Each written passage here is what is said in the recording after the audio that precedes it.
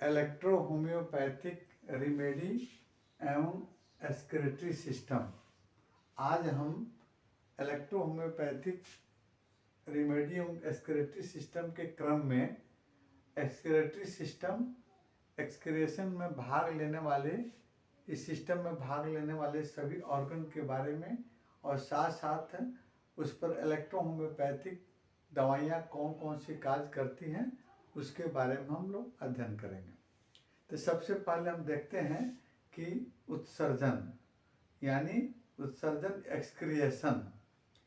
प्रत्येक जीव के शरीर से अपशिष्ट पदार्थ यानी खराब पदार्थ, गंदा पदार्थ बाहर निकालने की क्रिया को हम एक्सक्रिएशन या उत्सर्जन कहते हैं। जो अंग इसमें एक्सक्रिएशन क्रिया में भाग लेती है वो आपको एक्सक्रीटरी ऑर्गन या उत्सर्जी अंग के रूप में जाने जाते हैं।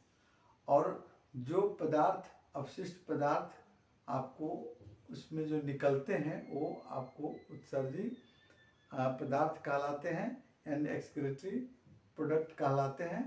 और हम आज देखते हैं कि कौन कौन से एक्सक्रीटरी प्रोडक्ट है जो हमारे शरीर को हानि पहुंचा सकता है।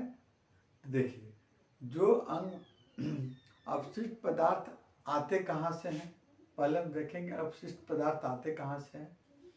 हम भोजन करते हैं, अब भोजन पचने के क्रम में एक रासायनिक प्रतिक्रियाएं होती हैं और उन रासायनिक प्रतिक्रियाओं के फलस्वरूप ये आपको वास्ट प्रोडक्ट का प्रोडक्शन होता है, बनता है। अब इसमें देखते हैं कि आपको इसमें कौन कौन से वास्ट प्रोडक्ट हैं जो हमारे भोजन पचने के क्रम में जो क्रियाएं होती हैं उसमें प्रोडक्ट होते हैं। तो सबसे पहले आता है इसमें कार्बोहाइड्रेट। जैसे हमारा मुख्य आपको भोजन कार्बोहाइड्रेट, प्रोटीन और फैट्स है। तो कार्बोहाइड्रेट जब पचता है तो कार्बन डाइऑक्साइड निकलता है ना, और साथ साथ में आपको वाष्प भी निकलता है। दूसरा नंबर में आपका आता है प्रोटीन। तो प्रोटीन का जब विखंडन होता है यानी प्रोटीन जब टूटता है तो आपको एमोनिया और यूरिया में कन्वर्ट होता है, जो हमारे शरीर के सबसे खराब और मतलब खतरनाक पदार्थ हैं। उसके बाद में यूरिक एसिड और क्रिएटिनाइन का प्रोडक्शन होता है। अब ज़रा सोचिए, ये जितने वास्ट प्रोडक्ट हैं अगर हमारे शरीर के ब्लड में और लिम्फ में अगर रह जाते हैं तो हमारा जीवन चलना बहुत मुश्किल हो जाएगा। हम बीमार पड़ जाएंगे, हमारे सारे ऑर्गन्स के तंत्र आपको गड़बड़ हो जाएंगे। अब देखिए, अब ये उत्सर्जी पदार्थ कौन कौन अंग से आपको प्रोडक्ट होते हैं इसके बारे में थोड़ा सा ध्यान देख लेते हैं। तो सबसे पहले हमारा उत्सर्जी अंग में आपको कौन कौन उत्सर्जी अंग है। जैसे आपको लंग्स है, लार्ज इंटेस्टाइन है, साथ साथ में लीवर है और उसके बाद में आपको स्किन है, और अंत में एक सबसे इम्पोर्टेंट आपका ऑर्गन है, उत्सर्जी अंग है आपको किडनी। तो हम देखते हैं पहले लंग्स, फेफड़ा द्वारा कौन सा आपको प्रोडक्ट, आपको वास्ट प्रोडक्ट को बाहर निकाला जाता है। जैसे हम कार्बन डाइऑक्साइड आपको जो बनता है कार्बोहाइड्रेट के टूटने के बाद में कार्बन डाइऑक्साइड बनता है। तो कार्बन डाइऑक्साइड हमारे शरीर के लिए खतरनाक है, वो हमारे सांस के द्वारा फिर बाहर निकलता है, उसमें फेफड़ा मदद करता है। और दूसरा नंबर आपका आता है आपको कफ। जब हम लोग खांसी हो जाती है तो कफ को भी आपको वो लंग्स बाहर निकालने का काम करता है। और तीसरा नंबर में उसमें आता है आपको वाष्प, है ना। वाष्प भी हमारे शरीर का एक वाष्प प्रोडक्ट है, वो भी आपको वाष्प के द्वारा हमारे को मुख से और नाक से निकलता है। दूसरा है लीवर, है ना। तो लीवर हमारा जो है ये आपको अमोनिया को, लीवर से अमोनिया का प्रोडक्शन होता है। तो अमोनिया को वह यूरिया में कन्वर्ट करता है और यूरिया आपको जाकर आपको किडनी के माध्यम से यूरिन के रूप में बाहर निकलता है। और साथ साथ में इसका एक लार्ज इंटेस्टाइन है, बड़ी आंत है।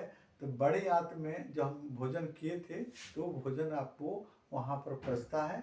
पचने के क्रम में आगे जब जाता है तो वहाँ ऑब्जर्वेशन की क्रिया यानी शोषण की क्रिया होता है, यानी भोजन का आपको पोषक तत्व ब्लड द्वारा सूख लिया जाता है ना, और ब्लड मिल जाता है और आपका वहाँ पर जो वास्ट प्रोडक्ट यानी काइल है ना, जो मल के रूप में बाहर हमारा लार्ज इंटेस्टाइन निकाल देता है। उसके बाद आता है स्किन, चमड़ा। चमड़ा जो है, चमड़ा आपको, चमड़ी से भी आपको पसीना निकलता है। पसीना में बहुत सारे लवण भी निकलते हैं, जैसे सोडियम क्लोराइड भी निकलता है ना। अब और लास्ट में आपका किडनी है, जो आपका मतलब वाष्प हमारे शरीर से गंदा पदार्थ निकालने के क्रम में भाग लेता है। अब देखिए, हमने इसके पहले आपको लंग्स पर इलेक्ट्रोहोम्योपैथिक औषधियों के बारे में बता दिए थे। उसके बाद लार्ज इंटेस्टाइन और लीवर पर भी इलेक्ट्रोहोम्योपैथिक औषधियों के बारे में बता दिए थे। स्किन पर बाकी है, तो अगला वीडियो में हम स्किन पर कौन कौन सी इलेक्ट्रोहोम्योपैथिक औषधियाँ कार्य करती है उसके बारे में हम लोग पढ़ेंगे। अब देखते हैं हमारा सबसे प्रमुख अंग किडनी है ना। किडनी का स्थान कहाँ है शरीर में, हमारे कहाँ होता है, कितना होता है, कौन रंग होता है, कितना शेप साइज में होता है, इसके बारे में हम लोग देख लेते हैं। तो जैसे यहाँ पर हम फिगर में बनाए हैं, चित्र में यहाँ बनाए हैं, चित्र में हम लोग देखेंगे एक किडनी जो है दो होता है, हमारे शरीर में दो किडनी होती है। आपको दोनों हमारे एब्डोमिनल कैविटी के आपको डाइजेस्टिव ऑर्गन्स के पीछे स्थित होता है। आपको रीढ़ की हड्डी के दोनों साइड में आपको स्थित होता है दो किडनी। पहला किडनी, जैसे राइट साइड वाला किडनी हमारे डाइजेस्टिव ऑर्गन लीवर के पीछे होता है, और दूसरा किडनी हमारा आपको स्टोमक, बाएं साइड वाला किडनी स्टोमक के आपको बगल में आपको स्प्लीन के नीचे होता है, दो किडनी। इसका रंग जो है, आप इसका कलर जो है लाल और भूरा रंग का होता है। ये सेम के बीज या रजमा के बीज के आकार का होता है। इसका साइज हम लोग देख लेते हैं। ये आपको दिया है साइज जो है, ये आपको लगभग आपको 10 से 12 सेंटीमीटर आपको लंबा है ना, 6 से 7 सेंटीमीटर चौड़ा, और थिकनेस मोटाई में 4 सेंटीमीटर के आसपास में मोटाई होती है। और इसका वेट जो है 140 से 150 ग्राम के बराबर इसका वजन होता है। ये आपका किडनी का आपको संरचना हो गया, और उत्सर्जन के बारे में बता दिए। और जो भी ऑर्गन्स है उत्सर्जन क्रिया में भाग लेते हैं, उस पर हमने इलेक्ट्रोपैथ के बारे में, मेडिसिन के बारे में भी पहले हम जिक्र कर चुके हैं। आने वाले समय में, आने वाले वीडियो में भी फिर अलग अलग इसका हम लोग करेंगे।